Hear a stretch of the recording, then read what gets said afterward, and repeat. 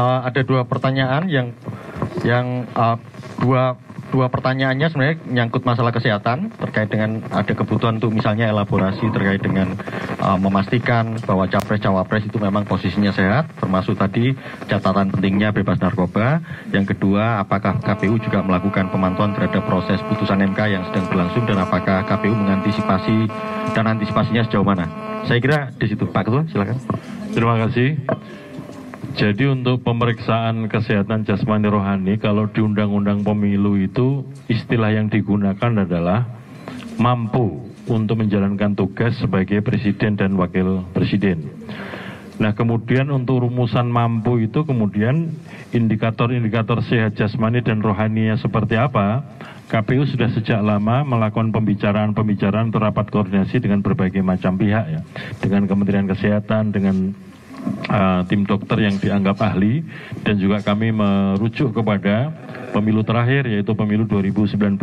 Apa saja indikator yang kemudian dapat disimpulkan mampu untuk menjalankan tugas sebagai presiden dan wakil presiden. Berdasarkan indikator itulah kemudian tim dokter akan merumuskan tentang lalu yang harus diperiksa apanya saja, fungsi-fungsi organ apa, kemudian metode tesnya seperti apa, termasuk tes untuk menentukan secara rohani mampu dinyatakan mampu untuk dapat menjalankan tugas sebagai presiden wakil presiden, termasuk juga ukuran tentang pemeriksaan bebas narkoba. Kami juga berbicara dengan atau rapat koordinasi dengan institusi yang menangani ini, diantaranya adalah BNN.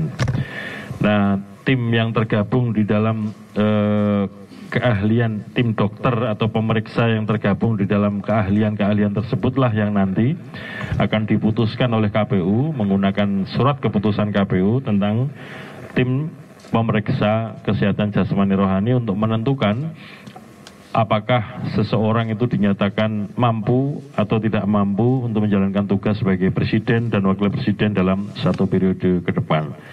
Nah, indikator-indikator tadi kan kalau ada satu atau dua yang oleh tim pemeriksa dinyatakan ini berpengaruh terhadap kemampuan seseorang menjalankan tugas sebagai presiden dan wakil presiden, itu akan berpengaruh kepada memenuhi syarat atau tidak memenuhi syaratnya seseorang untuk menjadi calon presiden atau wakil presiden. Nah, karena yang punya otoritas dalam hal ini adalah tim pemeriksa, maka kami di KPU nanti akan mengikuti atau menggunakan hasil pemeriksaan yang telah dilakukan oleh tim pemeriksa tersebut. Kemudian yang berikutnya,